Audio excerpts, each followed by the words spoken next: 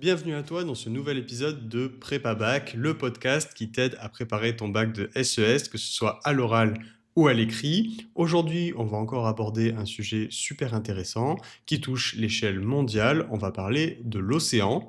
L'océan, c'est un monde à préserver qui fluctue entre économie globale et enjeux sociaux.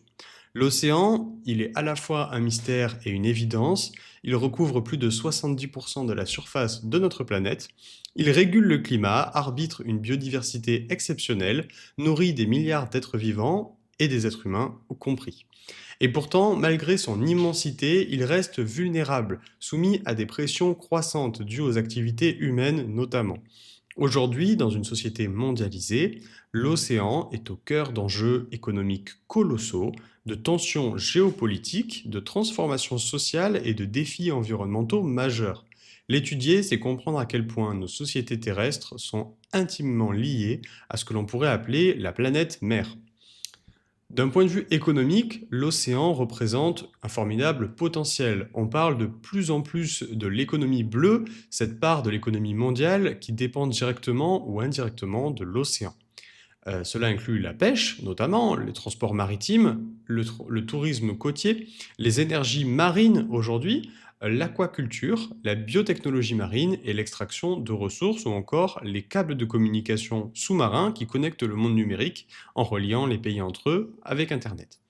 En d'autres termes, une part gigantesque de l'économie mondiale repose sur les mers et les océans. Prenons l'exemple du transport maritime. Il assure près de 90% des échanges internationaux de marchandises. Les gigantesques porte-conteneurs sillonnent les océans, reliant les ports de l'Asie, de l'Europe, d'Amérique. Ces flux continus alimentent notre modèle économique de consommation de masse mondiale. Pourtant, cette réalité a un coût écologique et social très important.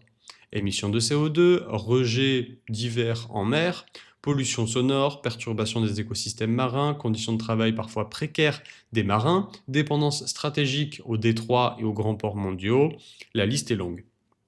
La pêche est un autre pilier de cette économie bleue. Elle fait vivre des millions de personnes dans le monde, que ce soit dans des petites communautés côtières ou à travers des flottes industrielles. Mais la surexploitation des ressources halieutiques, les poissons, est une menace constante pour l'environnement. Dans certaines zones, le stock de poissons s'effondre complètement, provoquant des conflits d'usage entre pêcheurs artisanaux et industriels, entre pays côtiers et navires étrangers. En Afrique de l'Ouest, par exemple, la présence de navires-usines venus d'Europe ou d'Asie met en péril la sécurité alimentaire locale et détruit l'économie de subsistance des pêcheurs traditionnels. Ce déséquilibre illustre les tensions nord-sud entre les pays dans la gestion des ressources naturelles. En parallèle, les mers sont devenues des espaces convoités pour l'extraction de matières premières. On pense à l'exploitation minière des fonds marins, notamment dans la zone Clarion-Clipperton, dans le Pacifique. Là, à plusieurs milliers de mètres de profondeur, se trouvent des nodules polymétalliques riches en cobalt, nickel et en cuivre. Des métaux essentiels à la transition énergétique et aujourd'hui à la transition écologique. Mais leur extraction pourrait détruire des écosystèmes inconnus, fragiles et de manière irréversible. Il y a là une contradiction très forte. Pour fabriquer des technologies vertes, nous risquons de sacrifier des habitats marins vierges. C'est tout le paradoxe de la transition écologique dans un monde capitaliste. Du point de vue des sciences sociales, l'océan révèle aussi des rapports de domination, d'accès inégal aux ressources, d'organisation du pouvoir. L'espace maritime est régi par le droit international, qui est assez complexe, en particulier par la Convention des Nations Unies sur le droit de la mer. Chaque État côtier possède une zone économique exclusive, une ZEE, qui peut s'étendre jusqu'à 200 miles nautiques des côtes. Mais ces zones ne sont pas équitablement réparties. La France, par exemple, dispose du deuxième plus grand domaine maritime au monde grâce à ses territoires d'outre-mer. Ce pouvoir géographique lui donne un rôle stratégique, mais soulève aussi des questions sur la gestion de ces vastes espaces, souvent éloignés du territoire métropolitain. Le tourisme balnéaire, quant à lui, façonne les sociétés côtières. Dans le sud de la France, en Espagne, en Grèce, des millions de visiteurs affluent chaque année vers les plages, générant des revenus importants, mais aussi des pressions sur l'environnement. Artificialisation du littoral, consommation d'eau, destruction des dunes, rejet des eaux usées, la dépendance économique au secteur saisonnier.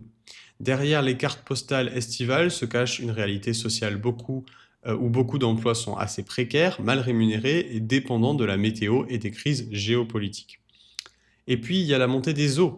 Le dérèglement climatique provoque une élévation progressive du niveau de la mer, menaçant directement des millions d'habitants de par la planète. Des villes comme Venise, Miami ou Jakarta sont régulièrement inondées. Des petits États insulaires comme les Maldives ou Tuvalu risquent de purement et simplement disparaître. Là encore, les plus pauvres sont les plus exposés, alors qu'ils sont souvent les moins responsables des émissions des gaz à effet de serre.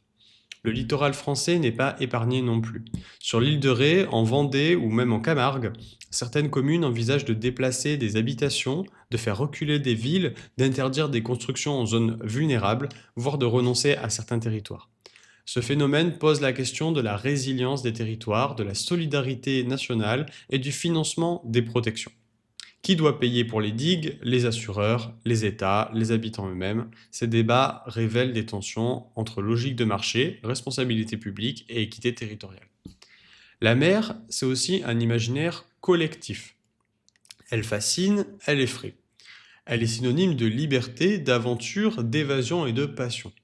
Elle est aussi un espace de migration, de naufrage, de frontières meurtrières. Des milliers de migrants tentent chaque année de traverser la Méditerranée, souvent au péril de leur vie, dans l'espoir d'un avenir meilleur. La mer devient alors le théâtre d'un drame humanitaire, mais aussi d'un affrontement politique entre pays européens, entre obligation de secours et fermeture des frontières. Là encore, les enjeux économiques, géopolitiques et sociaux peuvent s'entrelacer. Enfin, l'océan est un bien global, à l'échelle de la planète, ce qui signifie qu'il appartient à tous et qu'il est aussi la responsabilité de chacun. Cette idée de bien commun est centrale en SES. Elle nous rappelle que certains espaces, certaines ressources, ne peuvent pas être gérés uniquement selon la logique du marché. Ils nécessitent des régulations collectives, des institutions internationales et des accords entre les États, mais aussi de l'engagement auprès des citoyens du monde. Protéger l'océan, c'est donc repenser notre modèle de développement, notre rapport à la consommation, notre gestion des ressources naturelles. C'est aussi changer notre regard sur ce qui semble lointain et inaccessible, mais qui en réalité est au cœur de nos vies et de nos territoires. Car l'océan, c'est la pluie qui tombe, c'est l'air que l'on respire, c'est la nourriture dans nos assiettes, c'est le climat que nous subissons ou que nous modifions. L'océan est partout, silencieux, puissant et indispensable. Et dans cette perspective, les jeunes générations ont un rôle majeur à jouer. Comprendre les enjeux marins, c'est s'armer pour participer à une économie plus responsable, plus raisonnable, pour soutenir des politiques plus équitables, pour défendre des modèles de société plus durables. L'océan, c'est pas juste un décor, c'est aussi une condition de vie. Et notre avenir, qu'on le veuille ou non, s'écrira aussi sur ces flots. J'espère que cet épisode de Prépa Bac t'aura plu et que le sujet t'aura passionné. Merci beaucoup d'avoir suivi cet épisode jusqu'au bout et à bientôt pour un autre épisode.